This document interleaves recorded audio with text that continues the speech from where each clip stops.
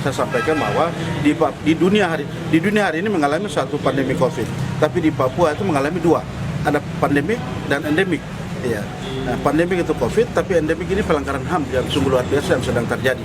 Nah, oleh sebab itu kita sampaikan bahwa seluruh masyarakat adat Papua harus kawal otonomi khusus, dan otonomi khusus itu menghasilkan keputusan sesuai dengan keinginan rakyat Papua. Juga kita kawal tentang petisi yang lakukan, sehingga itu endingnya kita akan kasih, oke, ini boleh MP, oke, ini negara, silakan kamu berdua, silakan berundi apa menjadi pilihan politik rakyat.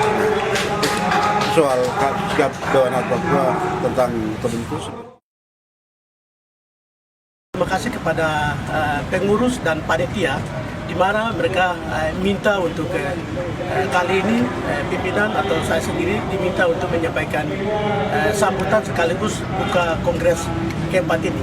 Sehingga kami tadi beberapa hal penting yang kami sampaikan, salah satunya adalah berakhirnya otonomi khusus ini. Sehingga di mana agenda-agenda yang dilakukan oleh Majelis Rakyat Papua, terutama untuk melaksanakan secara konstitusi Undang-Undang 21 tahun 2001 pasal 77 itu, di mana MRP akan gelar rapat dengan pendapat atau RDP, yaitu Provinsi Papua dan Papua Barat. Sehingganya AMPTP ini ya memberi dukungan penuh kepada Majelis Rakyat Papua supaya semua masyarakat orang asli Papua di 28 kabupaten kota di Provinsi Papua khususnya ini memberi pendapat. Jadi karena wewenang diberikan kepada MRP dan DPR, jadi tidak kepada siapapun. Undang-undang atau Undang-Undang 21 atau undang-undang manapun tidak beri wewenang kepada siapapun untuk evaluasi undang-undang otonomi khusus. Yang memberi wewenang kepada MRP dan DPR. Sehingga MRP hanya membuka ruang untuk rakyat orang asli Papua menyampaikan pendapat terhadap psikologis pelaksanaan OSU selama 20 tahun. Dan Papua Barat sudah lakukan dan sudah finish. Hari ini tinggal jadwal untuk Provinsi Papua, yang kebetulan pimpinan dan anggota kemarin 17 orang sudah datang ke Papua untuk kita berkoordinasi dalam rangka tahapan berikut, yaitu RDP di 5 wilayah adat, kemudian RDPU yaitu rapat dengan pendapat umum yang akan dihadiri oleh para bupati, wali kota, kedua gubernur akan hadir untuk menyaksikan keputusan pleno luar biasa, dan akan beserta rakyat semua. Kami akan bawa keputusan itu ke DPRP untuk diparipurna diserahkan kepada negara dan kepada berbagai pihak. Kita kasih untuk membantu, menolong, menggagas pikiran-pikiran yang terbaik untuk undang-undang yang lebih baik, atau seperti apa yang terbaik untuk kepentingan orang asli Papua ke depan. Terima kasih. 2007 dengan 2010, bahwa itu setelah lakukan rapat dengar pendapat masih MRP lalu, kami kan sikap bahwa OSUS sudah tolak, dan itu pun mengulangi dari tahun 2001, bahwa posisi Dewan Adat sejak 2001 sampai 2020 ini tetap. Nah, kenapa di periode akhir ini kita lebih banyak diam? Karena soal bicara pun kita sudah lakukan. Kita sudah berbicara bahwa otonomi khusus dengan kajian-kajian awal itu kami sudah lakukan.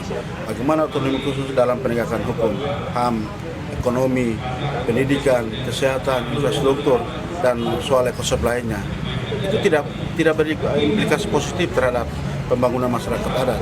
Yang sesungguhnya legitimasi otonomi khusus itu memberikan penguatan, afirmasi action kepada orang asli Papua supaya tuan di atas negerinya sendiri. Tapi itu pun undang-undangnya sudah direduksi sama dengan undang-undang yang lain, sehingga itu pun terjadi di 2002. Nah, sejak itu sudah kami punya penilaian tersendiri.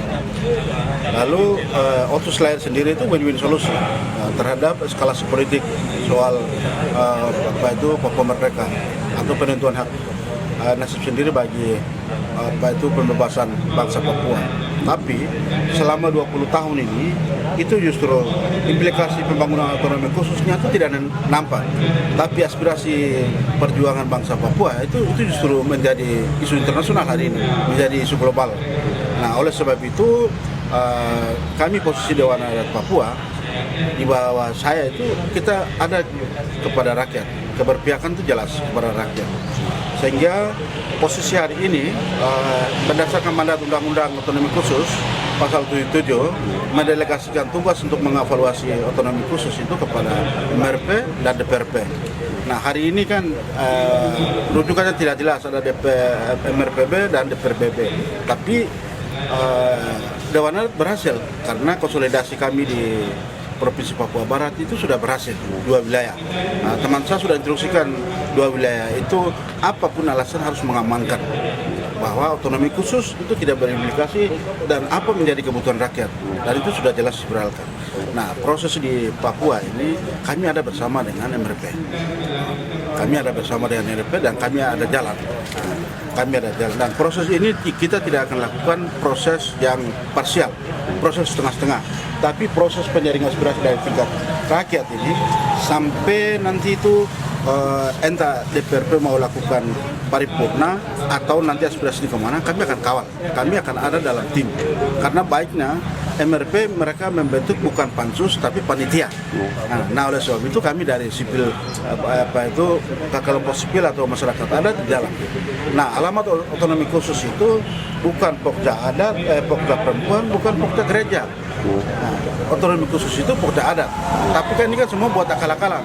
Nah setelah sudah gagal, lalu mereka mencari kami Dewan Adat. Tidak, Dewan Adat tapi posisi kami jelas. Nah, jadi kami tidak berbicara tentang unsur keberhasilan kegagalan, tapi itu sudah lama kami sudah perjuangkan itu, dan hari ini kami ada untuk mengeksekusi, ya, mengeksekusi bahwa tidak ada akar-akar satupun otonomi khusus di atas tanah Papua. Ya seperti kayak posisi di 2001 dan di 9 Agustus jelas pidato saya bahwa dalam pidato 9 Agustus dalam pandemi COVID saya sampaikan bahwa di dunia hari ini mengalami satu pandemi COVID, tapi di Papua itu mengalami 2. Ada pandemik dan endemik. Ya. Nah, pandemik itu COVID, tapi endemik ini pelanggaran HAM yang sungguh luar biasa yang sedang terjadi. Nah, oleh sebab itu, saya sampaikan bahwa seluruh masyarakat adat Papua harus kawal otonomi khusus, dan otonomi khusus itu menghasilkan keputusan sesuai dengan keinginan rakyat Papua. Juga kita kawal tentang petisi yang lakukan. Sehingga itu endingnya kita akan kasih, oke ini wilayah MRP, oke ini negara. Silakan kamu berdua silakan berunding. Apa menjadi pilihan politik rakyat.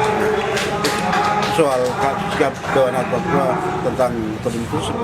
Tolak otsus itu, karena pelaksanaan otsus itu mestinya kan melibatkan masyarakat, tapi kalau kami pada secara organisasi pada posisi menolak dan sudah kerja untuk kompetisi.